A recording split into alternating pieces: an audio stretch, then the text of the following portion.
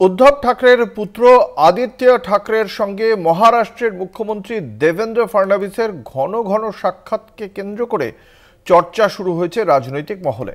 উদ্ধবপন্থী শিবসেনা বিধায়কের অবশ্য দাবি, রাজ্যের কিছু বিষয় নিয়ে আলোচনা করতেই ফডনবিসের সঙ্গে বৈঠক করেছেন তিনি। একবার নয়, মাত্র 2 মাসে তিনবার মহারাষ্ট্রের মুখ্যমন্ত্রী দেবেন্দ্র ফডনবিসের সঙ্গে দেখা করলেন বিরোধী নেতা আদিত্য ঠাকরে।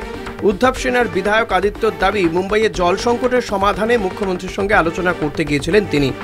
এর আগে অবসরপ্রাপ্ত পুলিশ কর্মীদের কোয়ার্টার জবরদখল নিয়ে রাজ্য সরকারের ধার্য জরিমানা মকুবের দাবিতে তিনি ফডনবিসের সঙ্গে সাক্ষাৎ করেছিলেন।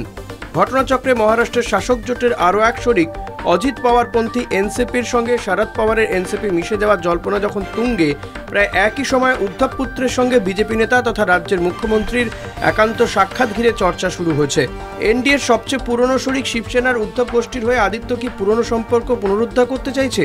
অল্প সময়ের ব্যবধানে বিরোধী বিধায়ককে এতবার সময় দেওয়ার নেপথ্যে কি বিজেপিরও কোনো অঙ্ক রয়েছে কিনা তা নিয়েও চর্চা শুরু হয়েছে।